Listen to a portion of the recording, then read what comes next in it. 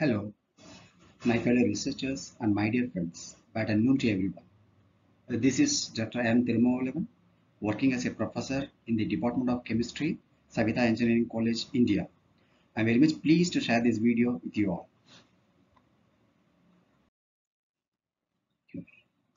In this video, I'm going to talk about my research on functionalized cytosine and sodium alginate for the effective removal of recalcitrant organic pollutants.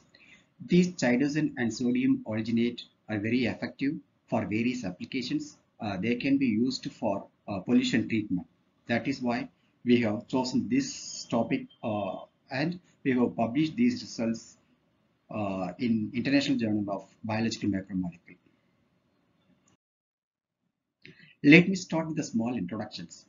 Actually, most of the organic compounds are very toxic to the environment because they are carcinogenic and they have some mutagenic effects on animals and humans. So it's very important to treat these pollutions. When talking about organic pollutions, especially phenolic compounds such as 2-chlorophenol and 2,4-dichlorophenol and 2,4,6-trichlorophenol and pentachlorophenol are classified as primary pollutants or priority pollutants because these compounds are considered to be carcinogenic since they have the adverse effects to the environment. They are responsible for the various illness to the human being, not only for the human being, for animals also. So, in order to avoid these situations, we have to find a suitable method to treat these pollutions. There are several methods available. There are some chemical, physical, and biological methods, which include the incineration, absorption, and chemical or enzymatic degradation methods. So in order to degrade or in order to remove these pollutants, we have to adapt a system which can effectively remove these pollutants. So what is the objective of these studies? So I have already explained that there are various methods available for the removal of these pollutants. They can be chemical, physical, and biological. Among these methods, biological degradation are considered to be significantly important because they are easy to control and they have low energy requirements and they have wide range of operative conditions and they have a negligible environmental impact. However, these biological methods of course have some main disadvantage because when these biological degradation involves the enzyme treatment. When we are using enzymes, these free enzymes in wastewater they have instability and reusability problem. That's why we have to immobilize these enzymes. So instead of using free enzymes, we have to immobilize these enzymes onto some systems. So the main aim of the present study was to find a suitable method for the effective removal of these organic pollutants. For this purpose, we have immobilized these enzymes onto some supports like cytogen and sodium alginate, and we have used these immobilized enzymes on cytosine and sodium alginate for the effective removal of organic pollutants. So what is the research highlights of this work? So in this work, we have carried out the immobilization of lacase and horseradish peroxidase and polysaccharides. Polysaccharides nothing but cytosine and sodium alginate. And we have studied the oxidative coupling reaction of these recalcitrant organic pollutants such as chlorophenol compounds. And we have analyzed the optimum parameters for the effective removal of these pollutants. We have found out optimum pH and optimum temperature. We have also studied the stability towards the storage and organic solvents, and we have studied the reusability of the systems and the activity of free and immobilized enzymes. Finally, we have evaluated the activity of immobilized and free enzymes for the removal of these organic pollutants. For this purpose, we have bought these sodium alginate and cytosine, which is available in the market, and we have used immobilization process of lactose and radish peroxidase onto these systems, and we have studied the activity assay of free and immobilized enzymes. We have also characterized the free and immobilized enzymes in the in regards of various parameters, and we have finally studied the enzymatic activity for these oxidative coupling removal reactions.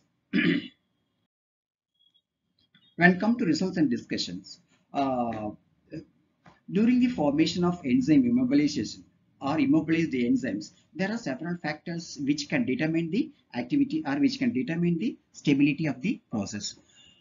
When talking about sodium alginate, when enzymes are immobilized and to sodium alginate, these alginate and calcium chloride concentration were found to be critical parameters which can affect the immobilization process. So we have studied the effect of sodium alginate and calcium chloride concentration on enzyme immobilizations. The study indicates that 2% sodium alginate and 0.1 m calcium chloride were found to be the optimum parameters for the effective immobilization of enzymes onto sodium alginate.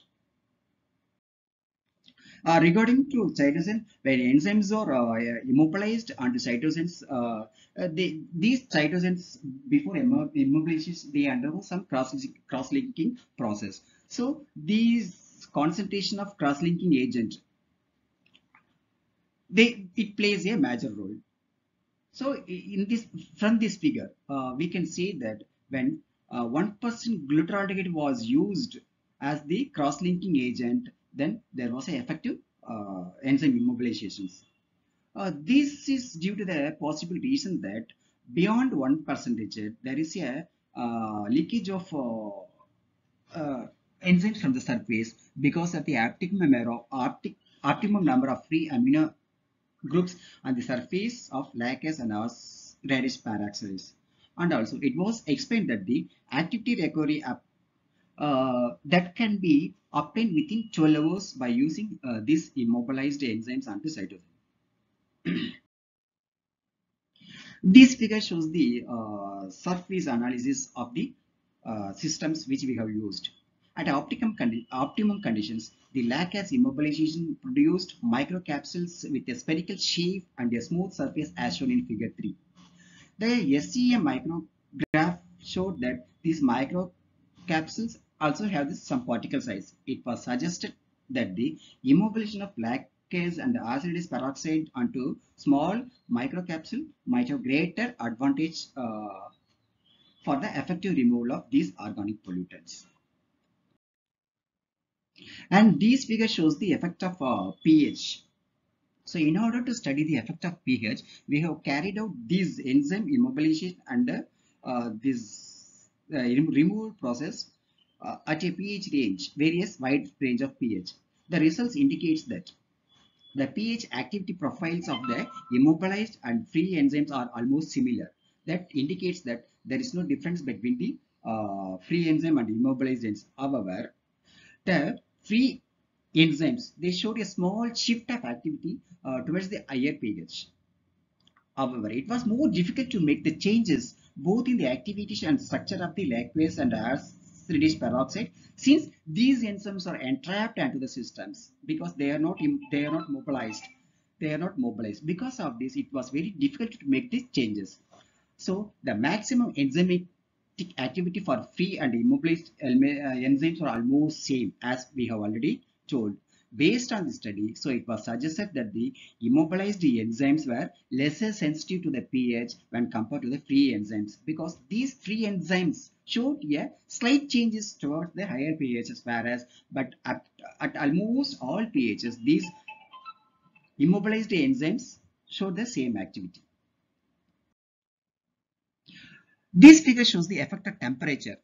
So the temperature activity profile showed that the optimum temperature for the lactase and acid peroxides was 50 degree centigrade. That means free enzymes. But when these enzymes are immobilized onto systems, so they have the stability at 60 degrees centigrade. So there is a 10 degree centigrade difference for both free and immobilized enzymes.